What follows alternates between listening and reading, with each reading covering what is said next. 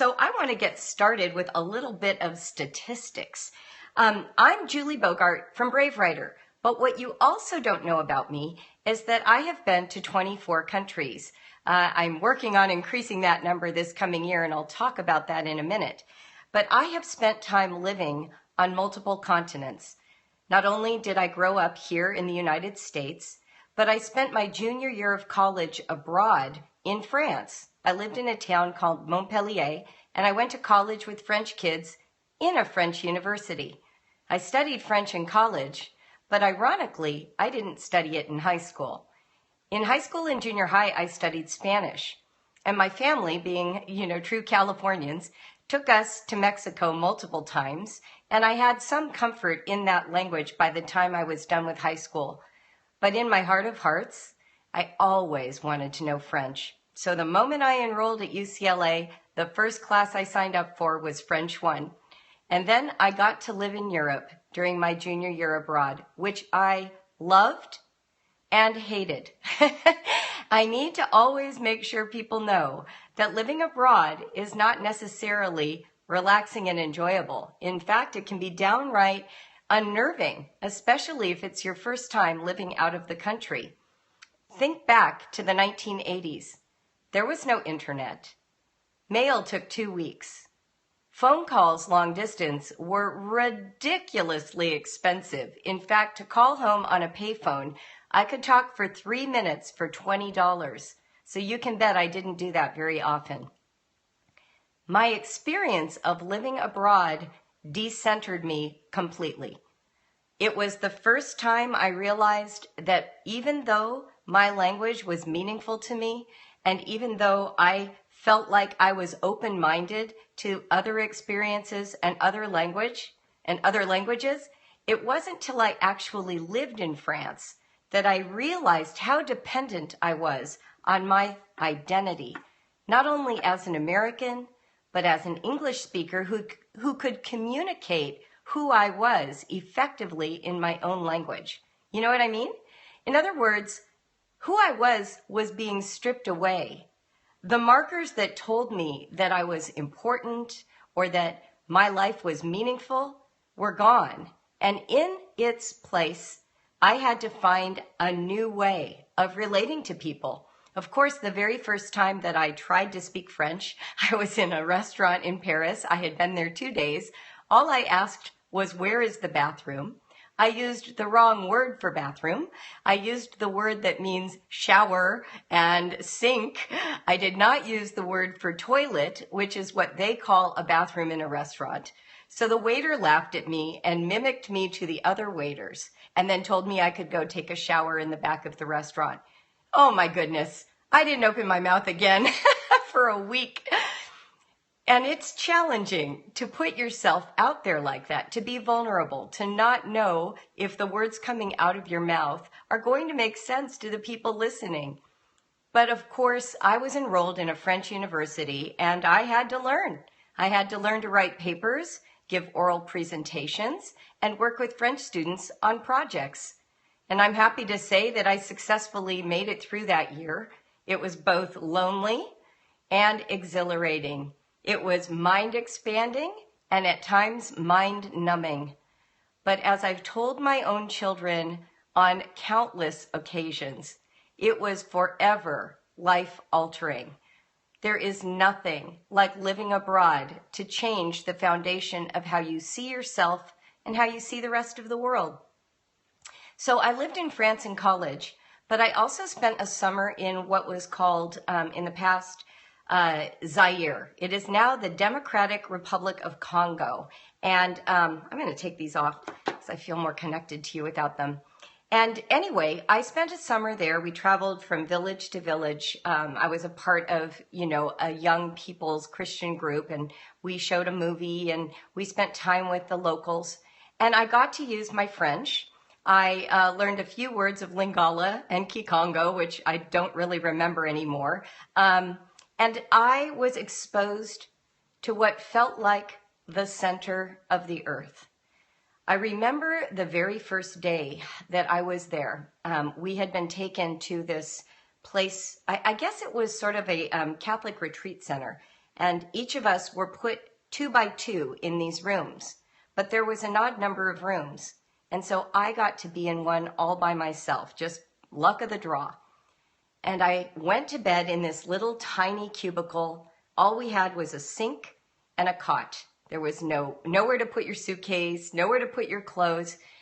And it was a very simple experience. And I woke up in the morning after jet lag. We had arrived at night, so I couldn't see anything in the evening. I woke up in the morning and I opened the door, and there was this wild, lush garden right in front of my door that I had not seen at night. And all I had on was a little nightgown. I didn't even have on, underpants or anything under this nightgown. The air was misty and warm.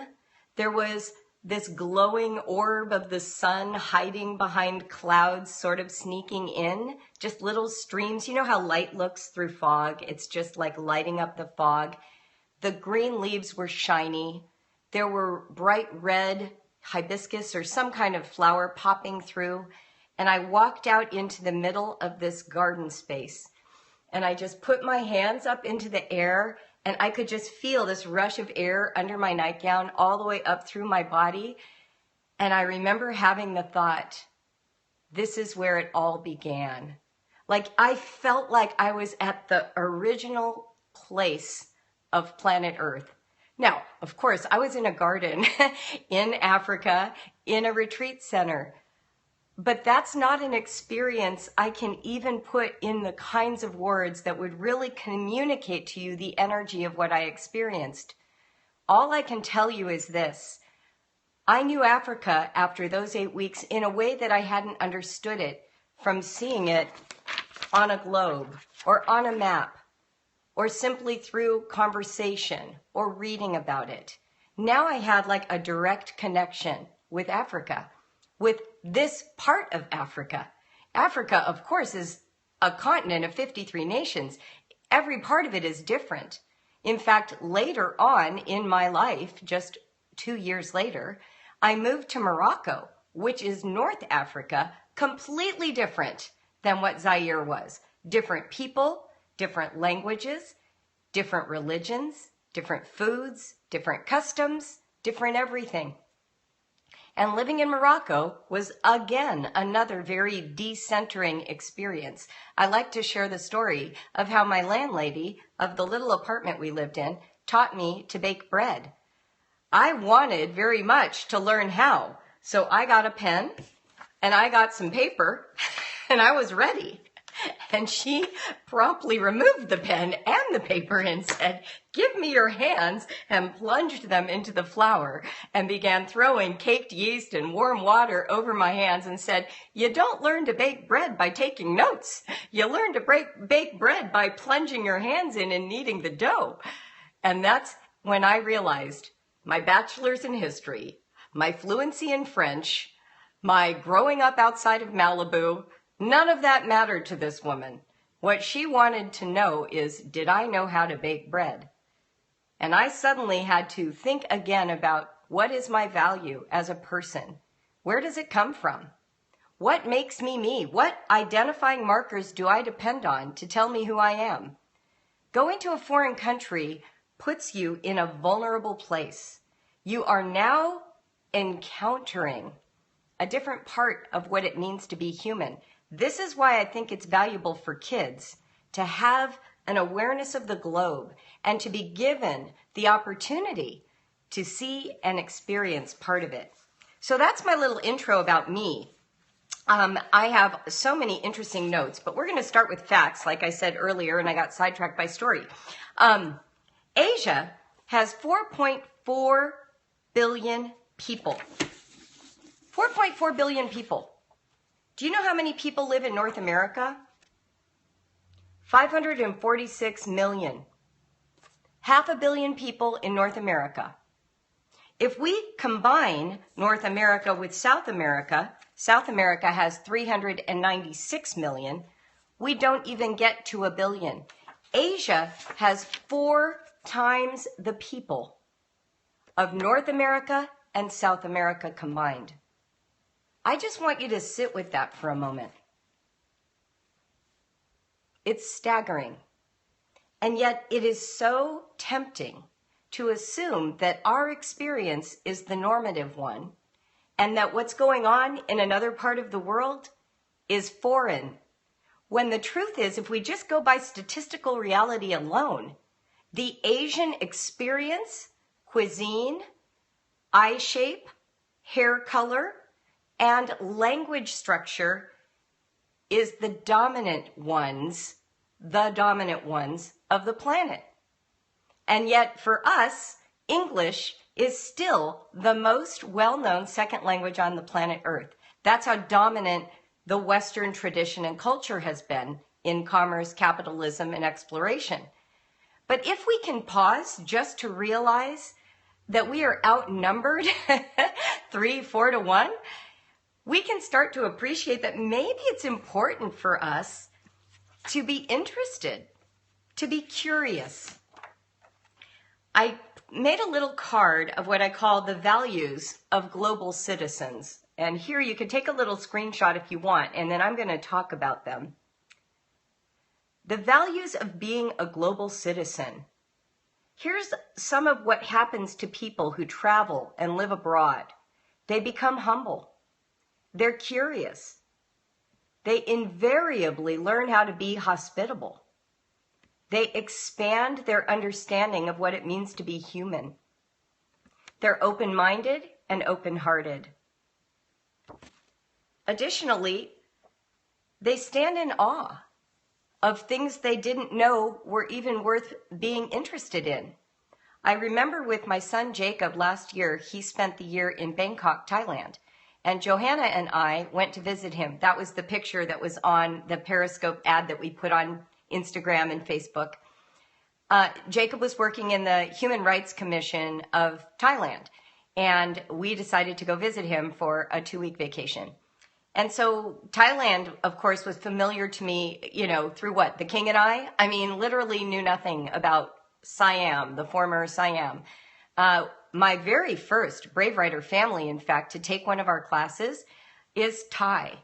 And they live in Bangkok now. And I finally got to meet them in person, which was incredible. If you have help for high school, Anne Simonis, who wrote many of our sample essays in that product, is that girl.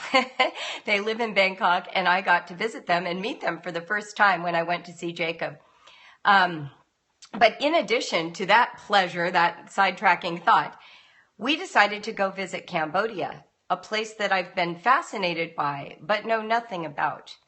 Did you know, for instance, that one of the 7 ancient wonders of the world is a place called Angkor Wat? The word Wat means temple, and Angkor Wat is one of the most stupendous constructions in the ancient world. It is, I think, 245 or 250 acres in land space of all these ancient temples. In fact, I think it was Angelina Jolie's movie, which one was that? Temple of Doom or something. Anyway, they filmed part of it there because, my gosh, it really is that whole look, that whole experience. But I didn't even know it existed until I got interested in visiting my son Jacob. So think about that. One of the 7 ancient wonders of the world wasn't even on my mental radar until I heard about traveling. And then being there and realizing there was a time when Cambodia was the most magnificent empire in the entire globe. It's one thing to read about that in a book, but then to climb the steps, see those gigantic Tomb Raider, thank you. That's what it was. Tomb Raider, thank you. To see those giant rocks, to witness the detailed carvings, to experience the spiritual values and beliefs of an ancient people in person, that's really different. It's awe-inspiring, and it requires a sense of adventure. People who visit other places and explore them have that experience. But we can't all go to Angkor Wat, right? You've got kids, you're barely able to afford curriculum, you've got a single income. It's not easy to be a global citizen when you're raising children and you're living in your house and, you're hoping to afford math books. So I don't want to only tell you, travel, see the world. I'd love you to do that. And if you have the means to do it, please do. But what we can do in the meantime is we can create experiences that give our children a window of insight and also an appetite for pursuing these experiences when they're adults. So I spoke with my son Jacob because he's our biggest globetrotter, but then I realized it really was all of us. Noah has already been to England and Italy. Johanna has lived in Paris, taught English in Vichy, has traveled all over Europe to Thailand and Cambodia, and she's on her way to Colombia, Ecuador, and Peru. Jacob has been to 34 countries and has lived in Geneva, Paris, and Bangkok. Liam has traveled to Europe on his own. He went to Croatia to visit an online friend. He's been to Italy, and he's going to Iceland and Ireland on spring break. And then Katrin is going to India this summer and living abroad in France next year. In addition to my love of being abroad and the challenges that went with it, the kids' dad, John, my ex-husband, he was in the Peace Corps. And that's how we met. We met because we were both interested in serving in Morocco. And he had been in the Peace Corps in Morocco. John's been to 33 countries. And honestly, because of both of our interest in the globe, we've been able to give our kids an exposure to the world, not just through our own stories, but our interest in international people right here in Cincinnati and when we lived in LA. So here are some of the ways that John and I helped our kids develop an interest in the globe. First of all, get a globe. Get the ball, put it on a stand, and any time that you are talking about a country, promise me you will just bring it to the table, spin the globe, and find the country. When we watch the Olympics, we love opening ceremonies. We race to find the country on the globe. And we try to identify the language that goes with that country. One of the things that John has done that I always admired, I'm not as good at, he tries to memorize a single city in every country on the planet. So that when he meets someone and they say, "Oh, I'm from Eritrea," he's able to say, "Oh, are you from this city?" Or, "I know the capital." It creates an instant connection for that person. And it pays attention with respect to the idea that other people come from places that are worth knowing. Also, you can learn how to say hello in 10 or 20 languages. That is a great thing to do, just to get that feeling of language in your family. You can even play games where you try to stump each other. You learn a phrase in a language and you try and say it at the dinner table and see if anyone can guess what language it is or what country it represents. Getting to practice with different scripts. You might take a little short English phrase like, "I love my mother," and translate it into Greek or Hebrew or Hindi or Chinese. And see if you can do copy work using a completely different alphabet or set of characters. Why not? Have the experience of something else. Oh, UTalk is a great language app someone shared. Wonderful. Thank you for sharing that. You can also visit the small town versions of other cultures if you have them where you live. When we lived in California, we visited Little Saigon, Little Vietnam.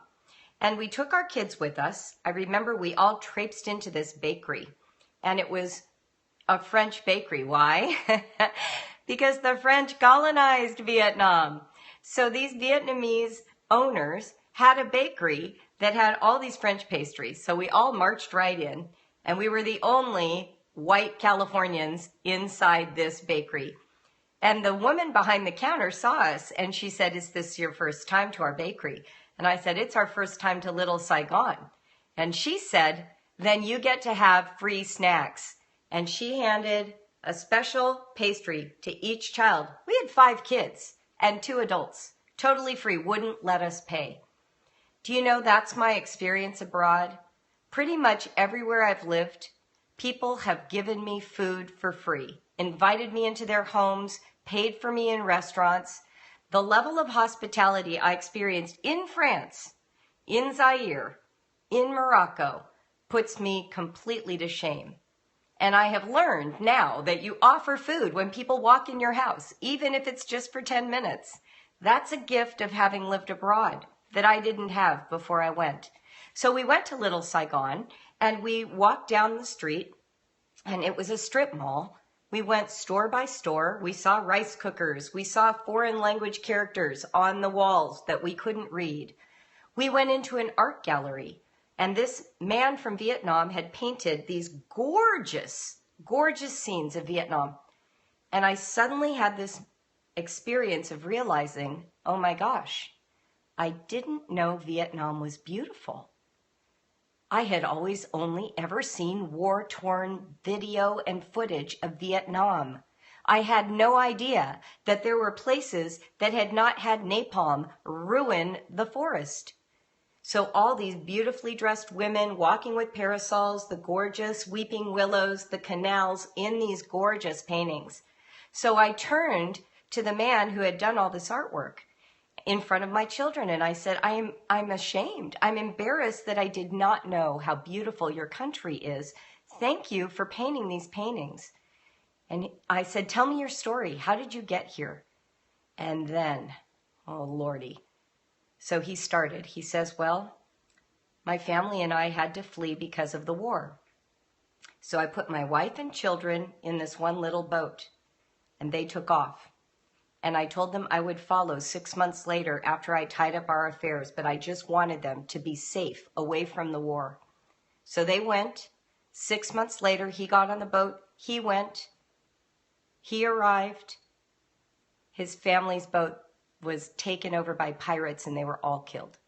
That was the report. He lost his wife and children in an attempt to escape a war. And I mean, gosh, even just remembering the story, I just burst into tears. You know, my kids are standing there. I grabbed his hands and I said, I am so sorry that you were at war. I'm so sorry. And he said, yeah, you know, he had tried to just piece a life back together for himself in the States. And he was really grateful to be in California. And he painted to remind himself of what he lost and what he had left behind. That's why we do this. This is why we encounter other people and other cultures, because we reduce people and circumstances to statistics too often. We think we know because we've heard a report on the news. But until we know people, until we encounter people, we do not actually know their story. I'm looking for my card. Encounter is not the same as reading or viewing through film or photos or news reports. It's not the same. Encounter is not the same. Encounter is what transforms you. You cannot be friends with someone and think about them in stereotypes.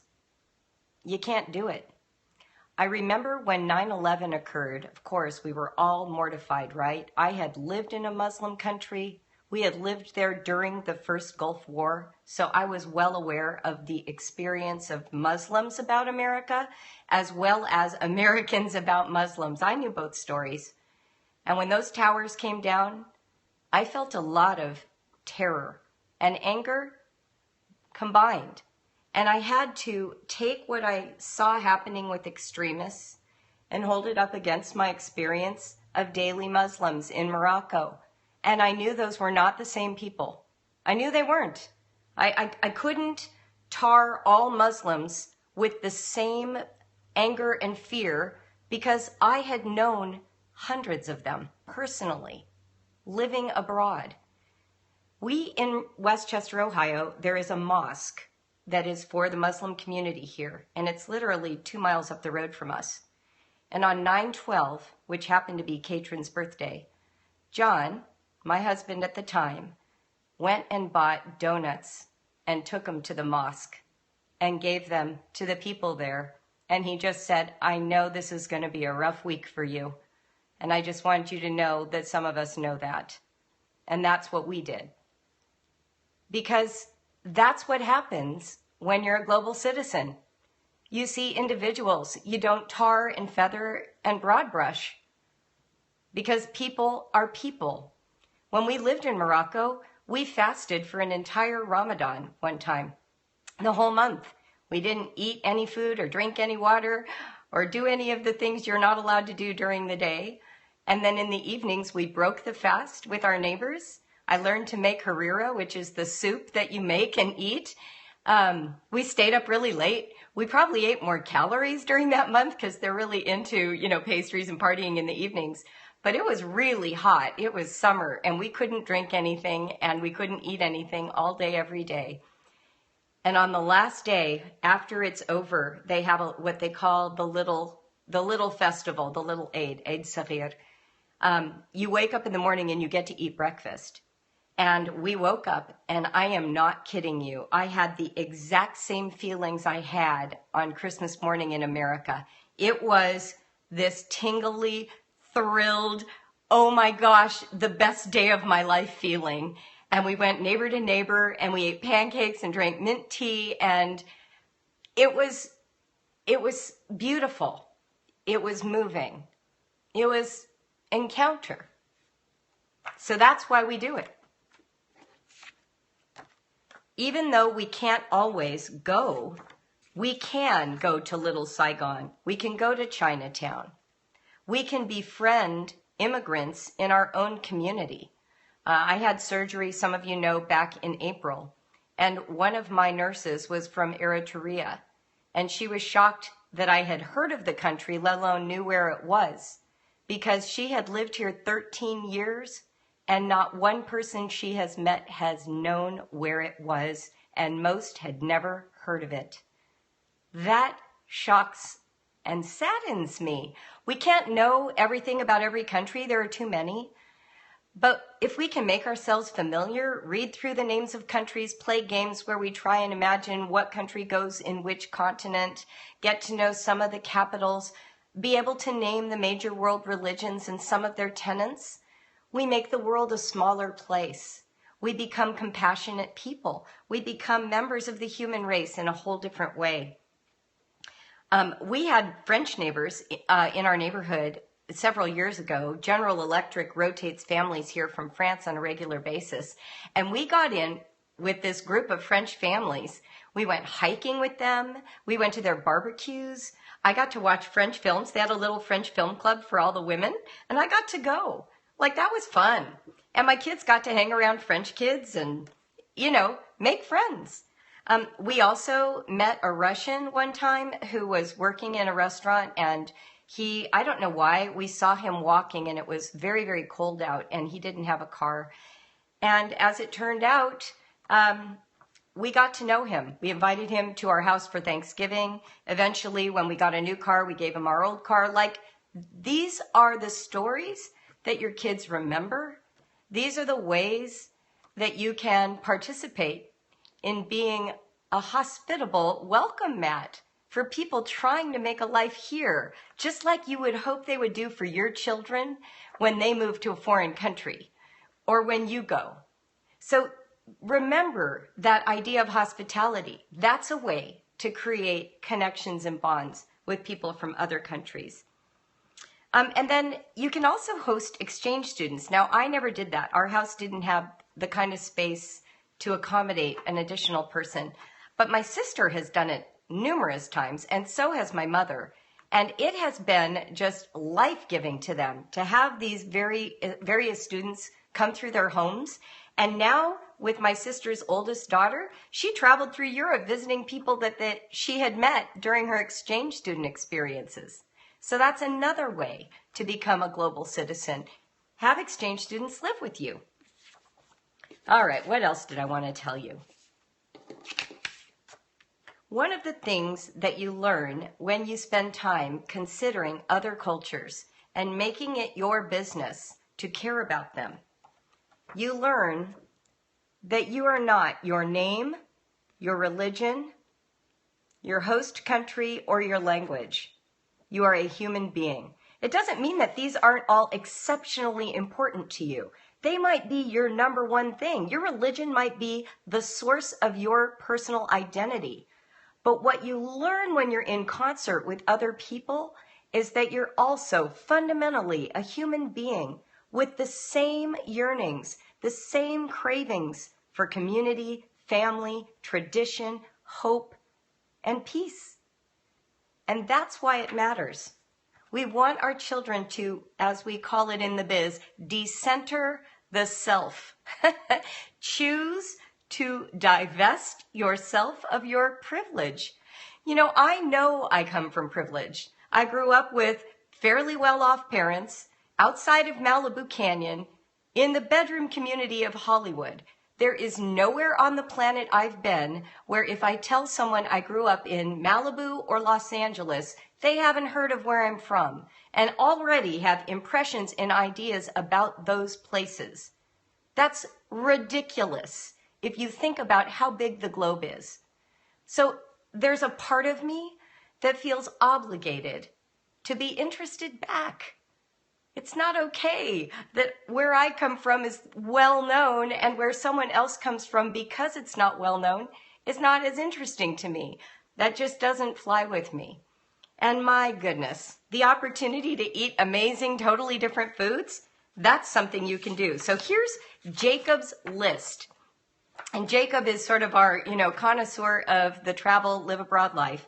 He wants his career objective is to be in the Commission of Human Rights at the UN in Geneva. So that's his end goal. I just hope I live long enough to see it happen. So he's traveled all over the place. He's been to 34 countries. He took the Trans-Siberian Railroad this summer from China all the way to Moscow through Mongolia. He's been all over. So we were on the phone yesterday and I said, all right, I'm doing the Global Citizen Talk. Give me your best tips. And I wrote them down. So here's what they are.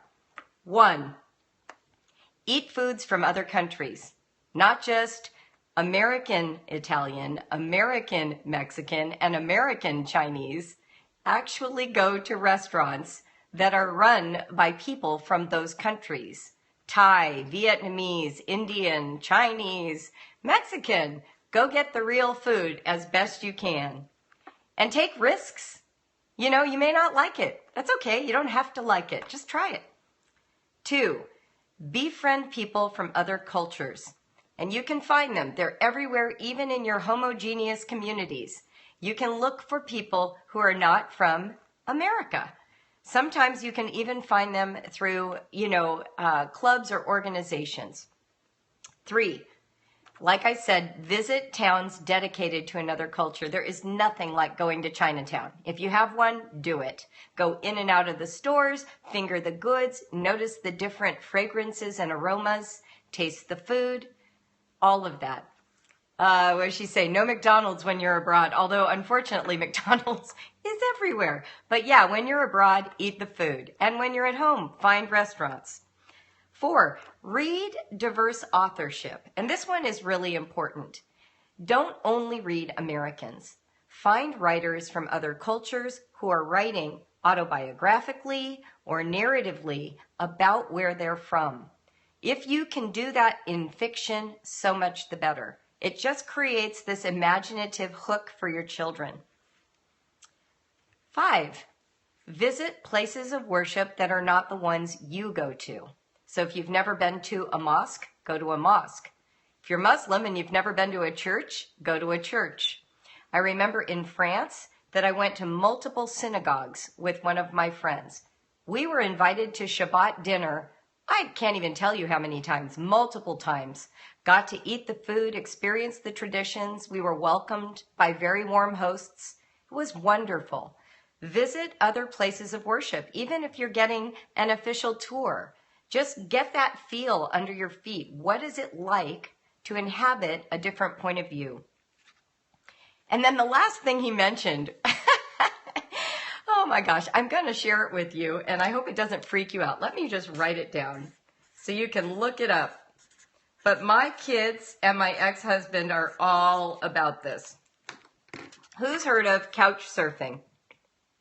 Anyone? Couch surfers? Couchsurfing?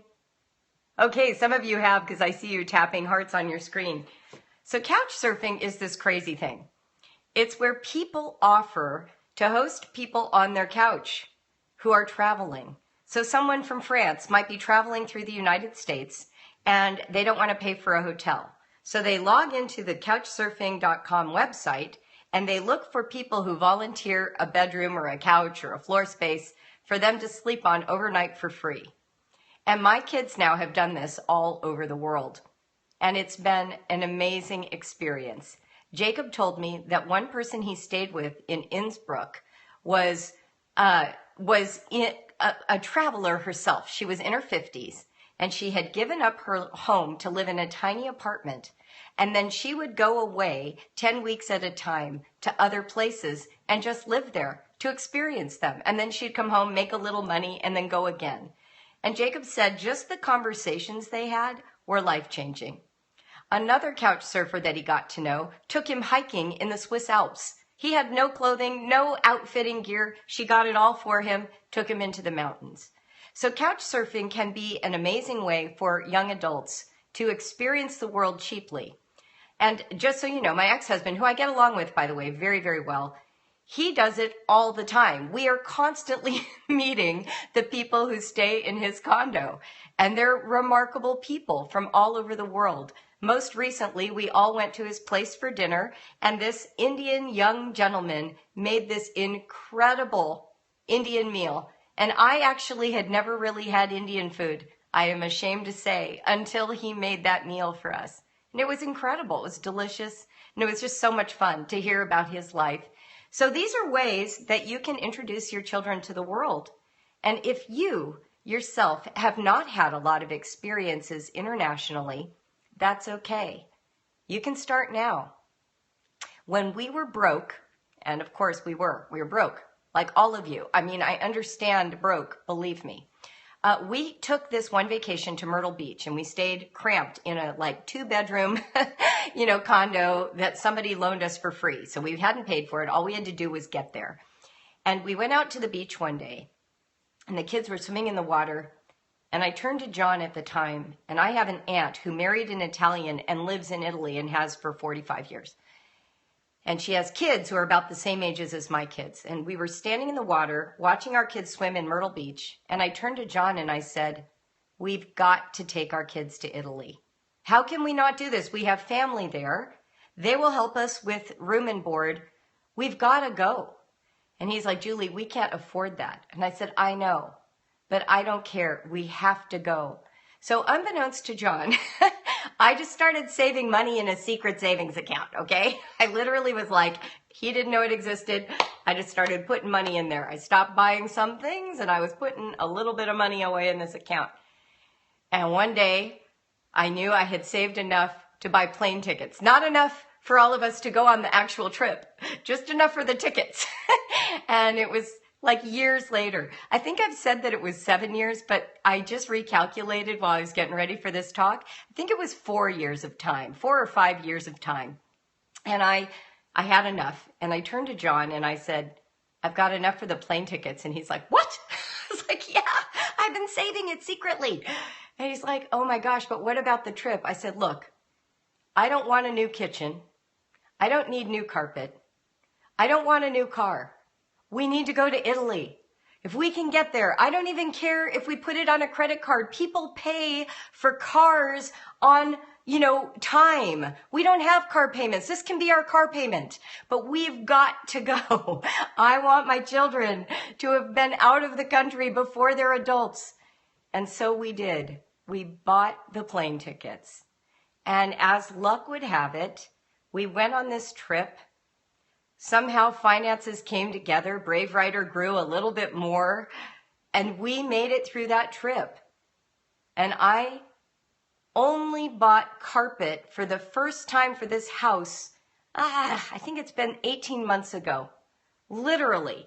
I've lived in an unremodeled, no new carpet for 15 years, longer because we never changed it when we moved in, so we could go to Italy.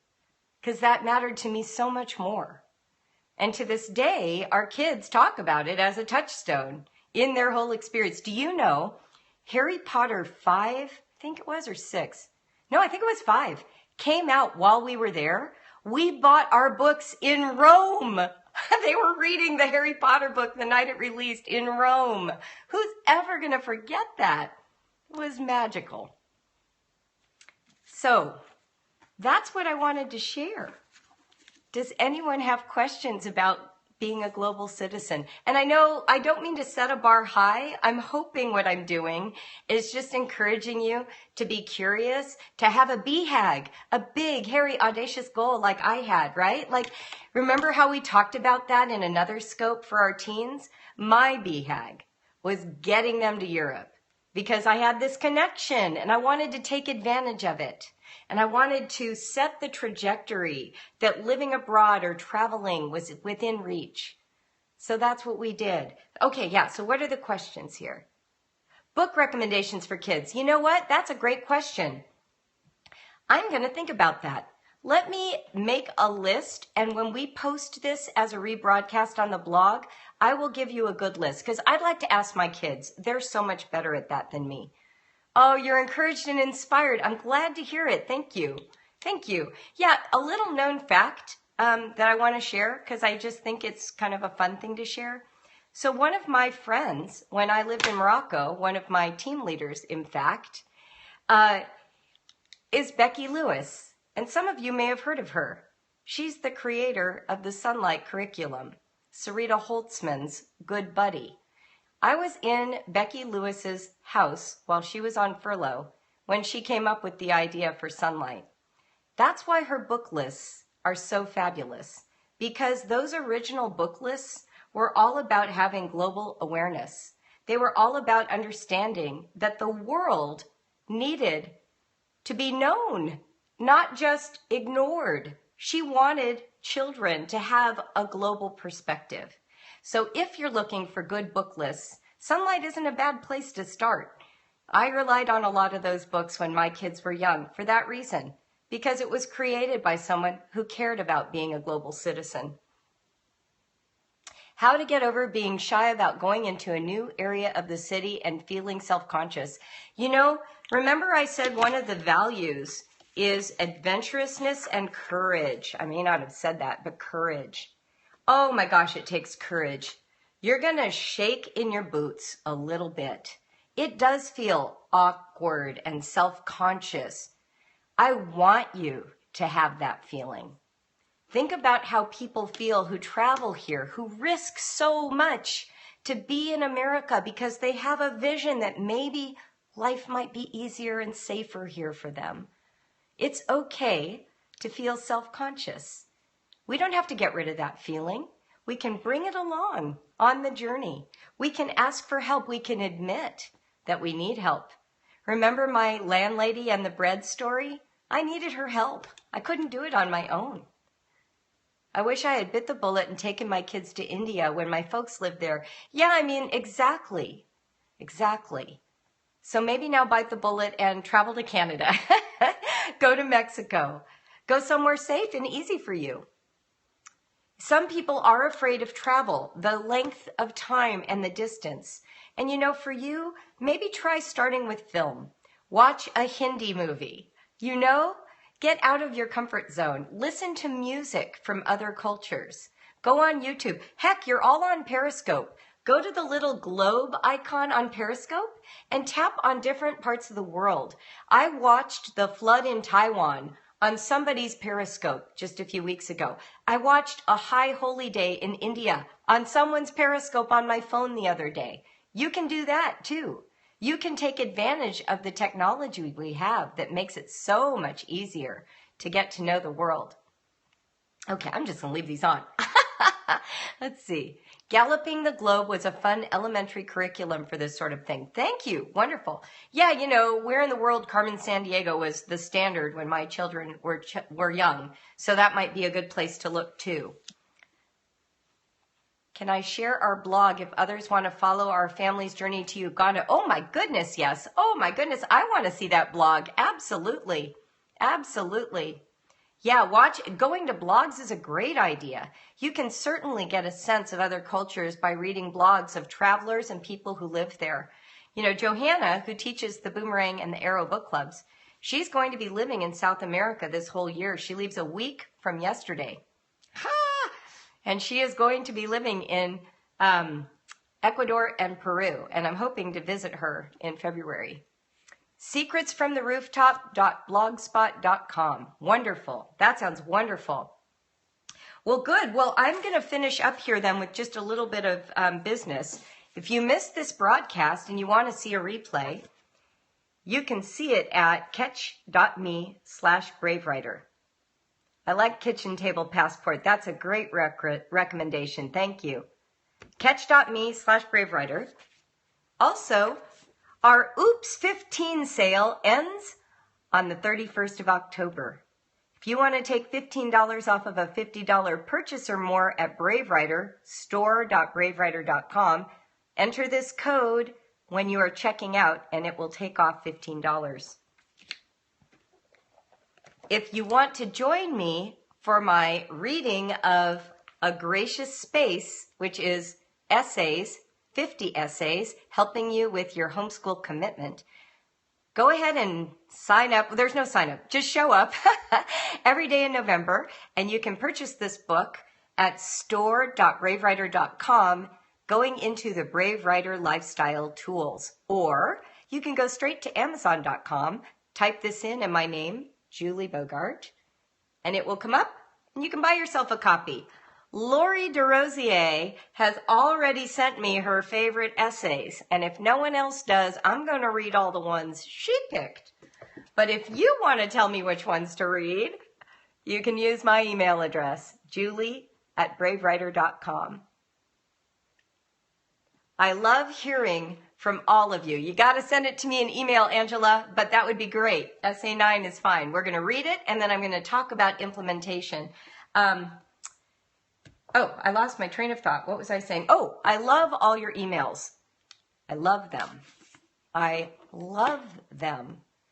They are coming in droves. And the sensitivity and insight that you're all getting about your own homeschool experiences is flooring me. Please keep sending them. I read everyone and I answer everyone, and I'm deeply, deeply touched. It has felt so good to be able to convey the values and the experiences that I've formed over my life with all of you, and then to get back how it's been refracted and transformed and interpreted in your lives is such a privilege. I truly mean it. This is from the sincerest place in my heart. So thank you again for participating, sharing these broadcasts, writing to me, and just being amazing homeschoolers. It takes a lot to commit all that energy and to have vision and to be the main person who has to do it every single day. So thanks for doing it. I know you're doing a good job, even when it doesn't always feel like it. Oh yes, One Deep Drawer is having a Gracious Space giveaway. I saw that on Twitter today. Thanks, Jeanette, for mentioning that. She's giving away the digital file. If you want the, print version, you'll need to buy it through Amazon. And if any of you have the print version, can I ask a favor? I didn't really do a product launch for a Gracious Space. It had been out for a year already when we did the print copy. But I would love it if you would go and post reviews on the Amazon page. It's just one of the ways we can help spread the word, and it makes it look less naked. So if you guys don't mind, if you would write a review of A Gracious Space on Amazon, it would mean a lot to me. Only do it, of course, if you want to. No arm twisting. But that would be a little reciprocity for, all the Periscopes. If you could do that for me, that would really feel good. I really appreciate it. Okay, then. I am going to go. Ciao, bislama, au revoir, sayonara. And I'm so happy to have found this medium for all of us to communicate. Super duper fun. If you have the electronic, you're fine. You can certainly go and leave a review there. That's fine. Just say that you have the electronic version. But participating with the digital copy is perfect. It's fine. No problem. Danke. Tschüss. Oh, yeah. Should have asked everybody to put whatever language they know in the comments. That would have been great. All right. I'm going to go. So tomorrow, I actually have a topic for tomorrow. but I will just save it until then. It'll be sometime after I teach at Xavier. All right, then. Have a great evening. Maybe make some foreign food. Mwah. Live honestly, write bravely, travel broadly. I'm Julie Bogart from BraveWriter. Thanks for joining me today.